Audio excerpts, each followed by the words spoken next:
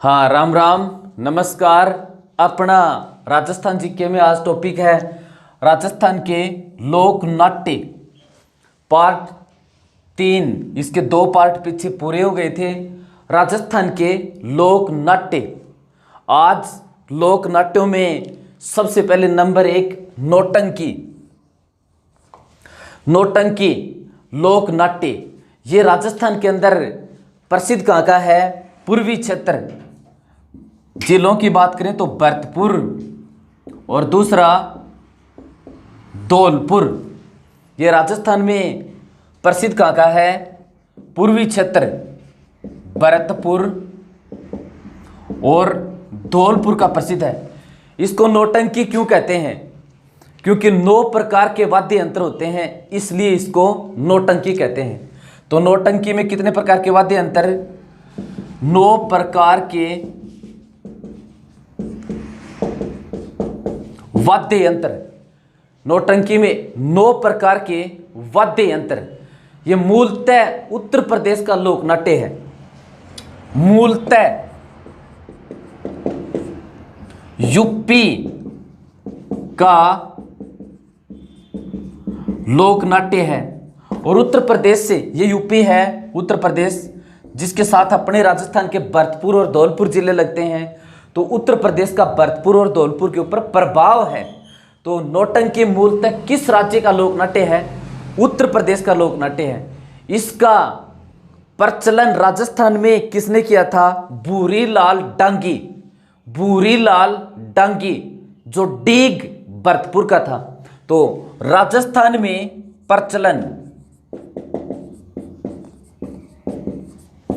राजस्थान में प्रचलन भूरीलाल डांगी जो ठीक था कहाँ का? डीग। ये डीग है, ये सॉरी डीग भरतपुर में है। भूरीलाल डांगी जिसने इसका प्रचलन किया था वो कहाँ का था? डीग भरतपुर का था। अब इसके बाद में इसके ऊपर क्या प्रश्न बनता है? इसका राजस्थान के अंदर जो प्रमुख खिलाड़ी हुआ है वो कौन था? गिरिराज प्रसाद काम्मा। गिरिराज प्रसाद काम्मा तो प्रमुख खिलाड़ी राजस्थान के अंदर, प्रमुख खिलाड़ी गिरिराज प्रसाद काम्मा। राजस्थान के अंदर इसका प्रमुख खिलाड़ी कौन था? गिरिराज प्रसाद काम्मा। नौटंकी, नौटंकी राजस्थान के एक लोक नाट्य है। प्रसिद्ध कहाँ का है? पूर्वी क्षेत्र। पूर्वी क्षेत्र में भरतपुर और धौलपुर का प्रसिद्ध है। मूलतः ये उत्तर प्रदेश का ही लोक नाट्य है। तो नौटंकी मूलतः किसका लोक नाट्य है? उत्तर प्रदेश का लोक नाट्य है। ये इसमें कितने प्रकार के वाद्य यंत्र का मिले जाते हैं? 9 प्रकार के वाद्य यंत्र का मिले जाते हैं नौटंकी में। ठीक है। इसका राजस्थान में प्रचलन किसने किया? भूरीलाल डांगी ने। भूरीलाल डांगी ने। और भूरीलाल डांगी ये कहाँ का है? डीग। डीग भरतपुर निवासी है। इसका राजस्थान में प्रमुख खिलाड़ी गिरिराज प्रसाद काम्मा। नौटंकी का राजस्थान में प्रमुख खिलाड़ी गिरिराज प्रसाद काम्मा। अब देखो इसके बाद में अगला लोकनाट्य सवांग लोकनाट्य। सवांग लोकनाट्य। सवांग लोकनाट्य। पहला क्वेश्चन, सवांग को खेलने वाले क्या कहलाते हैं? बैरूपिया। सवांग को खेलने वाला आदमी क्या कहलाता है? बैरूपिया, यानी अपना रूप बदल बदल के आता है। सवांग को खेलने वाला क्या कहलाता है? बैरूपिया। ये राजस्थान के अंदर सवांग लोकनाट्य और प्रसिद्ध कहाँ का है? प्रसिद्ध तो ये राजस्थान में प्रसिद्ध है भीलवाड़ा का। सवांग लोकनाट्य राजस्थान के अंदर प्रसिद्ध कहाँ का? भीलवाड़ा का। सवांग लोकनाट्य कहाँ का प्रसिद्ध है? भीलवाड़ा का प्रसिद्ध है राजस्थान में। अब देखो इसके बाद में इसका प्रसिद्ध कलाकार कौन है? इसका प्रसिद्ध कलाकार कौन हुआ? प्रसिद्ध कलाकार जानकीलाल भांड। जानकीलाल भांड जिसने बंदर का रोल किया।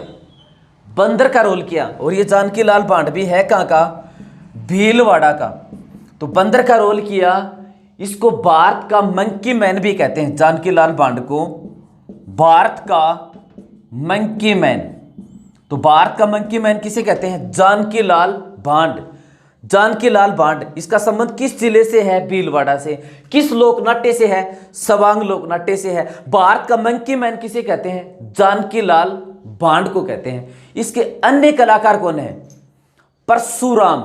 अन्य कलाकार परशुराम। परशुराम, इसका संबंध भी किससे है? सवांग लोकनाट्य से है। तो प्रसिद्ध कलाकार तो जानकी लाल भांड, इसके अलावा परशुराम। अपने राजस्थान के अंदर मांडलगढ़ में एक नारों का स्वांग होता है, वो किस तिथि को होता है? प्रश्न इसके ऊपर ये बनता है। तो मांडलगढ़ भीलवाड़ा में प्रसिद्ध नारों का स्वांग, मांडलगढ़ भीलवाड़ा में प्रसिद्ध नारों का स्वांग कब होता है? चैत्र कृष्ण और त्रयोदशी। चैत्र कृष्ण त्रयोदशी को नारों का सांग होता है राजस्थान के अंदर।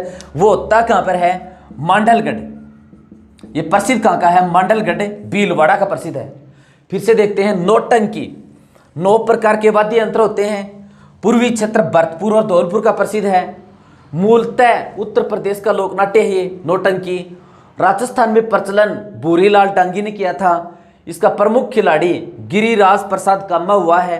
सवांग लोकनाट्य, सवांग लोकनाट्य, इसको करने वाले को बैरूपिया कहते हैं।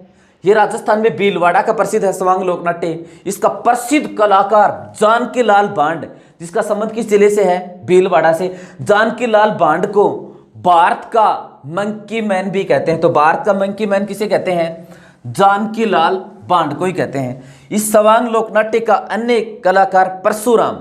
राजस्थान के अंदर एक नारों का स्वांग प्रसिद्ध है। यह नारों का स्वांग मांडलगढ़ भीलवाड़ा का प्रसिद्ध है। होता कब है? चैत्र कृष्ण त्रयोदशी को, यानी चैत्र कृष्ण 13 को होता है। अब देखो इसके बाद में अगला लोकनाट्य बवाई लोकनाट्य।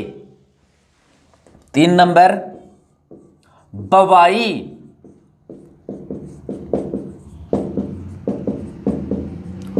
बवाई लोकनाट्य क्या है? ये बवाई लोकनाट्य मूलतः गुजरात का लोकनाट्य है। ये गुजरात है। ये मूलतः और किसका लोकनाट्य है? मूलतः गुजरात का लोकनाट्य है बवाई लोकनाट्य। इसका जन्म कहां पर हुआ? गुजरात में। मूलतः गुजरात का लोकनाट्य है ये। तो राजस्थान में प्रसिद्ध कहां का है? राजस्थान में प्रसिद्ध मेवाड़ का। राजस्थान में यह क्षेत्र उदयपुर, डूंगरपुर, बांसवाड़ा, यह क्षेत्र मेवाड़ कहलाता है। राजस्थान के अंदर प्रसिद्ध कहां का है? मेवाड़ का प्रसिद्ध है। बवाई लोकनाट्य मूलतः गुजरात का लोकनाट्य है। राजस्थान में प्रसिद्ध कहां का है? यह राजस्थान में मेवाड़ का प्रसिद्ध है। इसके अंदर क्या होता है? नृत्य करते समय सिर पर मटके धारण करके, बवाई लोकनाट्य में नृत्य करते समय सिर पर मटके धारण कर कांच, थाली, गिलास और तलवार की धार के ऊपर बवाई जाति के लोगों द्वारा किया जाता है। तो बवाई लोकनाट्य में नृत्य करते समय सिर पर मटके धारण करके कांच, थाली, गिलास, तलवार, इनकी धार के ऊपर बवाई जाति के लोगों द्वारा किया जाता है। ठीक है, तो नृत्य करते समय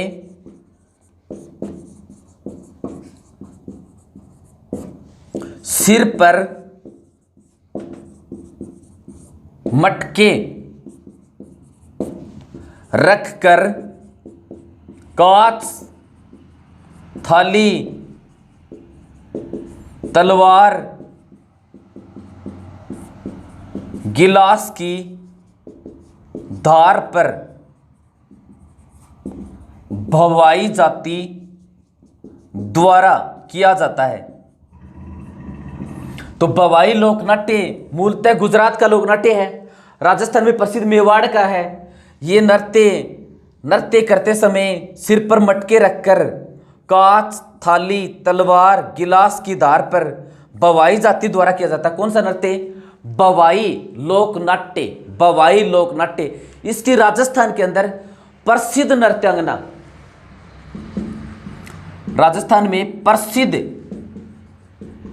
नृत्यांगना अस्मिता काला। बवाई लोकनाट्य की प्रसिद्ध नृत्यांगना राजस्थान के अंदर अस्मिता काला। ये बवाई जाति के प्रणेता कौन थे? बवाई जाति के प्रणेता या इसके प्रणेता बवाई नाट्य के प्रणेता कौन माने जाते हैं? बवाई जाति के दो आदमी थे, वो इसके प्रणेता माने जाते हैं, बागाजी व नागोजी जाट। बागाजी व नागोजी जाट। बागाजी व नागोजी जाट इसके प्रणेता माने जाते हैं बवाई लोकनाट्य के। ये एक विशिष्ट पद्धति पर खेला जाता है, उस पद्धति को यजमान कहते हैं। तो ये किस पद्धति पर खेला जाता है? यजमान पद्धति पर। तो यजमान पद्धति पर खेला जाता है। कौन सा लोकनाट्य? बवाई लोकनाट्य किस पद्धति पर खेला जाता है? यजमान पद्धति पर खेला जाता है। फिर देखो, इस नृत्य में शारीरिक कर्तव्यों तथा चमत्कारिता का प्रदर्शन किया जाता है। शारीरिक कर्तव्य और चमत्कारिता का प्रदर्शन किया जाता है। शरीर के अंगों को मटकाकर, लचकाकर शारीरिक कर्तव्यों व चमत्कारिता का प्रदर्शन किया जाता है। यह भी इसकी विशेषता है। शारीरिक कर्तव्यों व चमत्कारिता का प्रदर्शन। बवाई लोकनाट्य में शारीरिक कर्तव्यों और चमत्कारिता का भी प्रदर्शन किया जाता है। शांता गांधी ने बवाई पर जस्मा ओडन का मंचन किया। शांता गांधी ने बवाई लोकनाट्य में और जस्मा ओडन का मंचन किया। किसका मंचन किया? जस्मा ओडन का मंचन बवाई लोकनाट्य में किसने किया? शांता गांधी ने। तो ये बवाई लोकनाट्य मूलतः गुजरात का लोकनाट्य है। राजस्थान में मेवाड़ का प्रसिद्ध नृत्य करते समय सिर पर मटके रखकर कांच, थाली, तलवार, गिलास की धार पर बवाई जाति द्वारा किया जाता है। इसकी प्रसिद्ध नृत्यांगना अस्मिता काला। बवाई नाट्य के प्रणेता बागाजी व नागोजी जाट। बागाजी व नागोजी जाट। यह यजमान पद्धति पर खेला जाता है। शारीरिक कर्तव्यों तथा चमत्कारिता का प्रदर्शन भी इसमें किया जाता है बवाई लोकनाट्य में। फिर शांता गांधी ने बवाई लोकनाट्य में जस्मा ओडन का मंचन किया। तो शांता गांधी ने बवाई लोकनाट्य में और किसका मंचन किया? जस्मा ओडन। जस्मा ओडन का मंचन किसने किया? शांता गांधी ने। किस लोकनाट्य में? बवाई लोकनाट्य में। अब देखो, इसके बाद में अगला लोकनाट्य लीला लोकनाट्य। लीला लोकनाट्य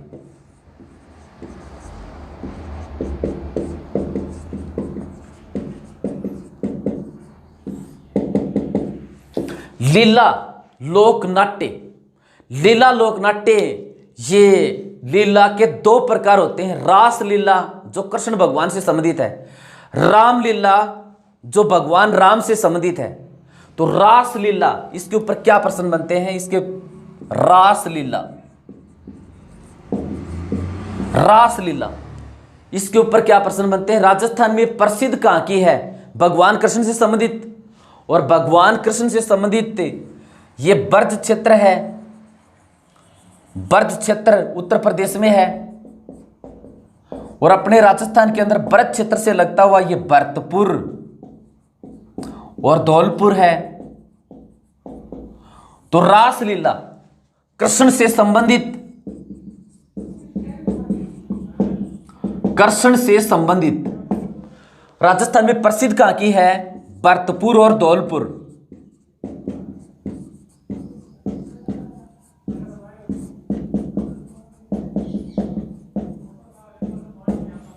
यह राजस्थान के अंदर प्रसिद्ध कहां की है?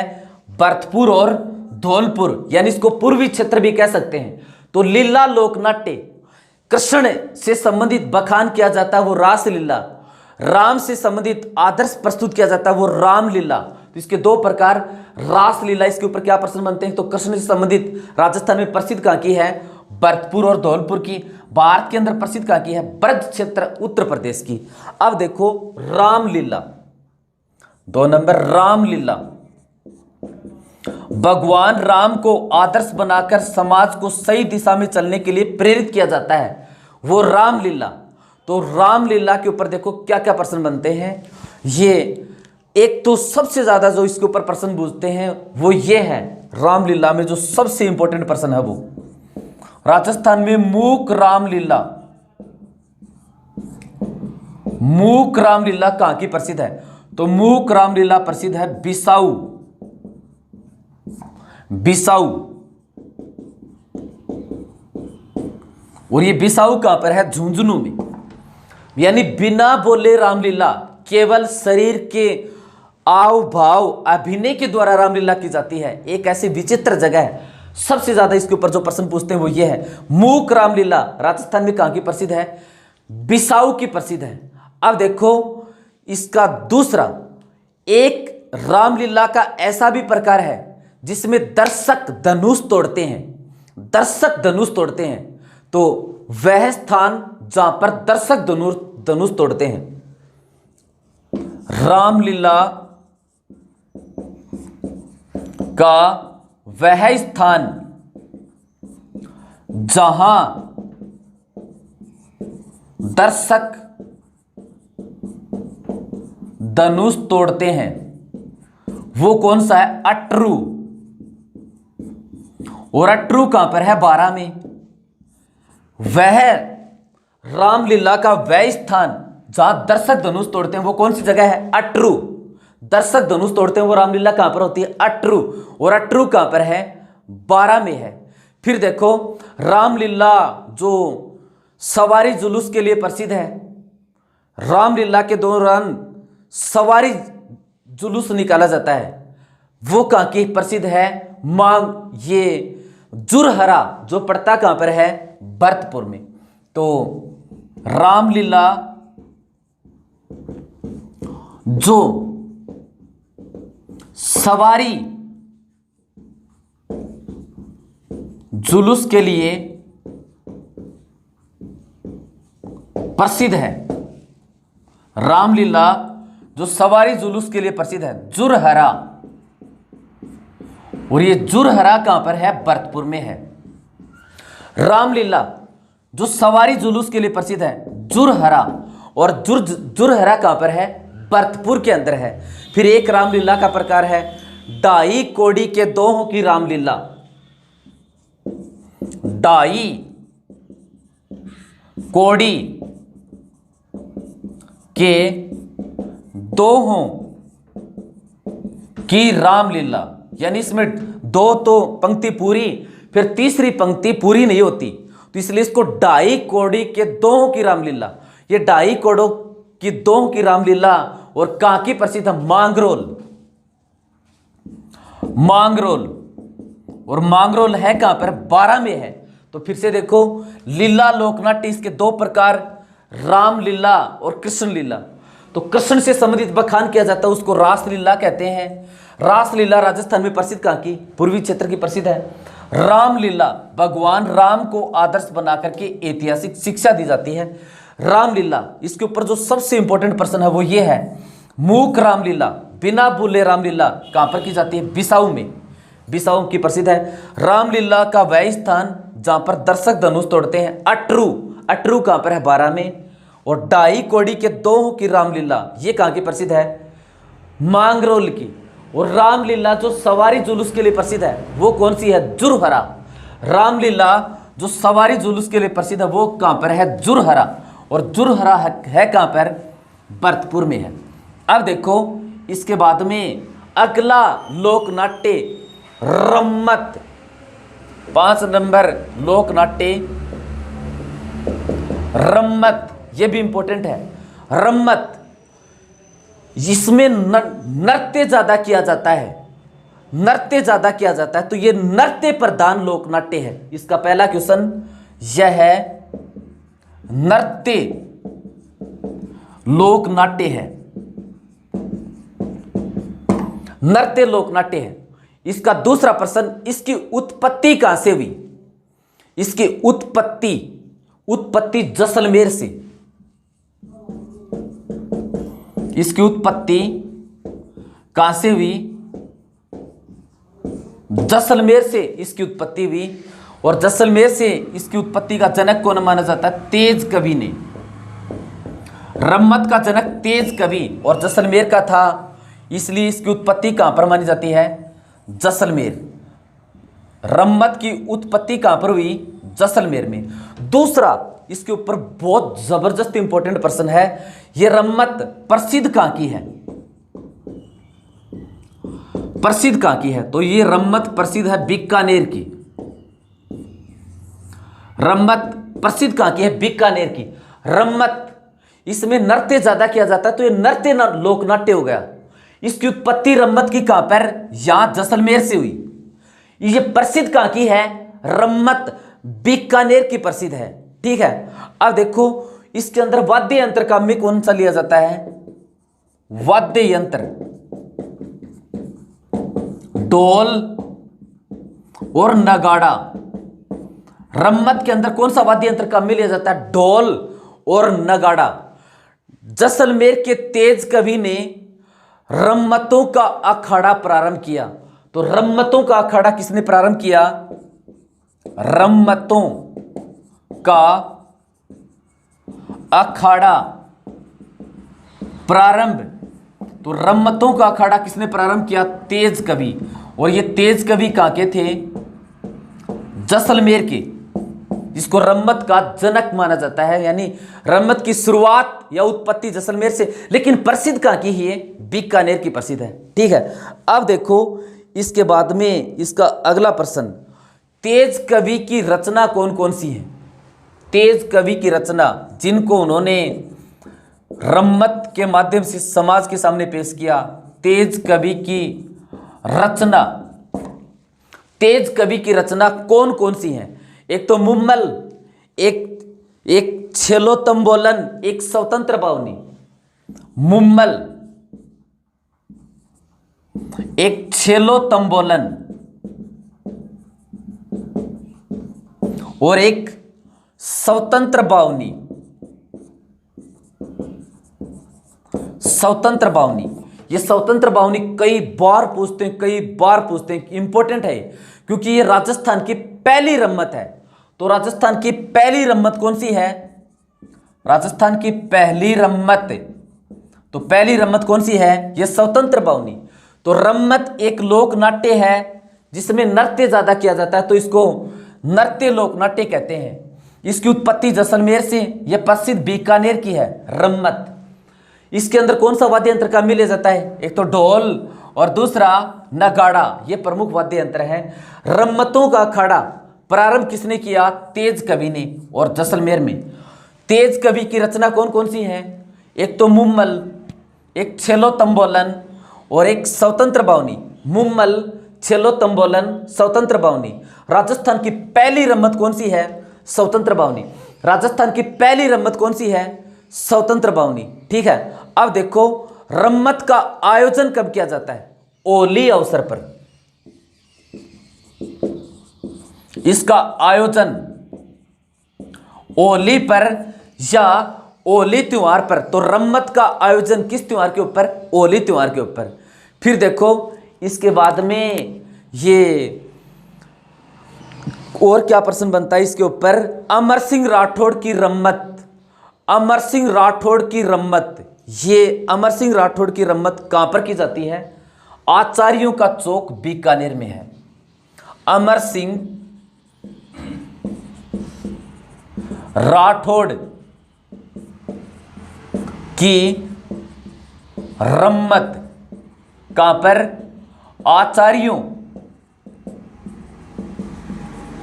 का चौक, और ये आचार्यों का चौक है कहां पर? बीकानेर में। रम्मत का जन्म जैसलमेर में।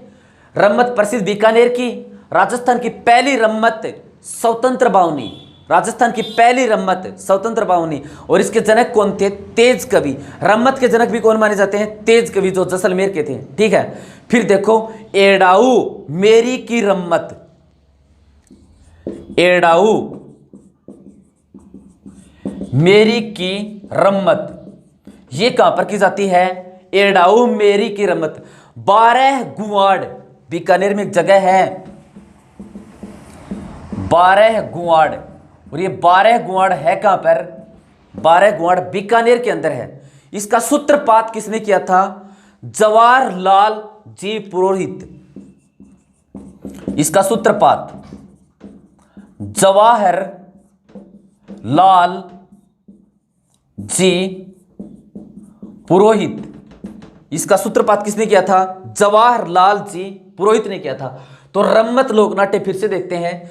नृत्य अधिक किया जाता है, इसलिए नृत्य प्रधान लोकनाट्य है। इसकी उत्पत्ति कहां से हुई? जैसलमेर से। जैसलमेर से। यह प्रसिद्ध कहां की है? बीकानेर की प्रसिद्ध है। और इसका जनक कौन माना जाता है? तेज कवि। तेज कवि ने इसकी शुरुआत कहां से की थी? जैसलमेर से। इसके अंदर वाद्य यंत्र कौन सा काम में लिया जाता है? ढोल। दूसरा नगाड़ा। रम्मतों का अखाड़ा प्रारंभ किसने किया? तेज कवि ने, जो है कहां के? जैसलमेर के। तेज कवि की कौन कौन सी रम्मत है? मुम्मल, छेलो तंबोलन और स्वतंत्र बावनी। इनमें से पहली कौन सी है? स्वतंत्र बावनी। तो राजस्थान की पहली रम्मत स्वतंत्र बावनी, तेज कवि की पहली रम्मत स्वतंत्र बावनी। रम्मत का आयोजन किस त्योहार पर होता है? होली त्योहार पर। अमर सिंह राठौड़ की रम्मत कहां पर इसका प्रदर्शन किया जाता है? आचार्यों का चौक, बीकानेर के अंदर इसका प्रदर्शन किया जाता है। एड़ाऊ मेरी की रम्मत, एड़ाऊ मेरी की रम्मत। 12 गुआड़ एक जगह है, और 12 गुआड़ ये भी कहां पर? बीकानेर में। इस एड़ाऊ मेरी की रम्मत का सूत्रपात किसने किया था? जवाहरलाल जी पुरोहित ने। धन्यवाद।